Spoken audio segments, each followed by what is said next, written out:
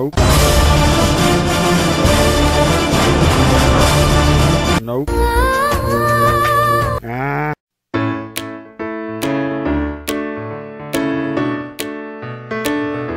Hello! How are you guys? I'm Jasir Kamal with another amazing episode of Random Shit. In Pakistan, we'll find amazing colorful cultures like raping in Sindh, dancing in Punjab, smuggling in Balochistan, blasting in KPK.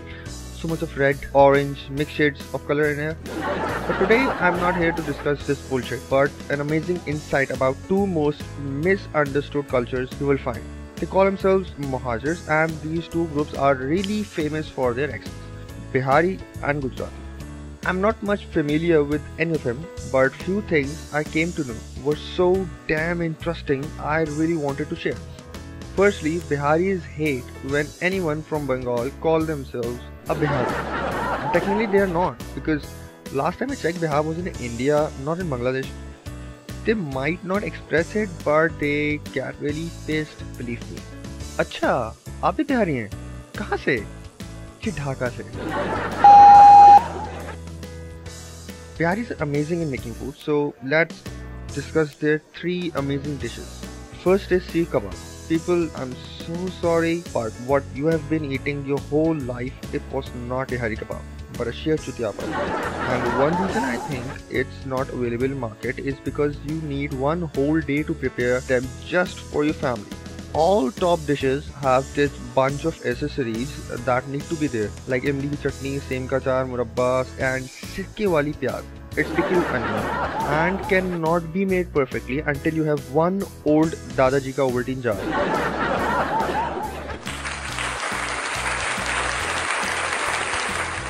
You need to have this.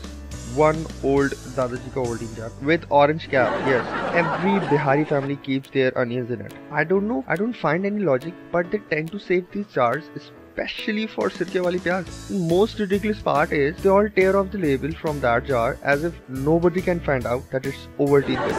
Biharis can make their own association of recycling. They are best. It's like that Charles Babbage just gave him half lesson and died. They were just told about garbage in.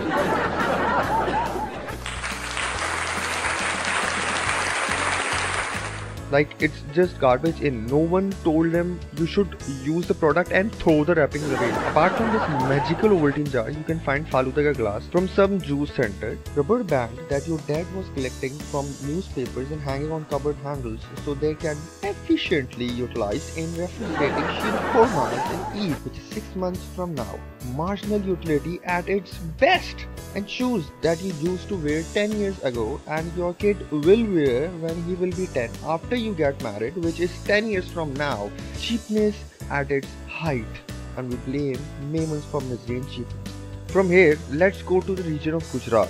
Before I start, just imagine a normal Guju boy.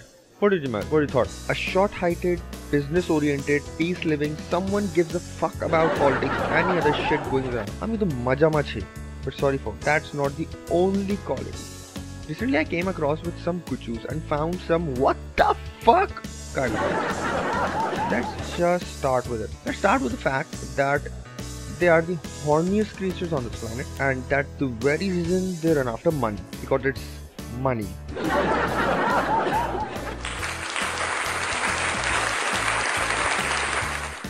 Let me tell you the dishes they have. Dhokla, Khaman Dhokla, Atho, oh sorry, my friend told me to pronounce it accurately, so it's Atho, with passion, you know, with passion.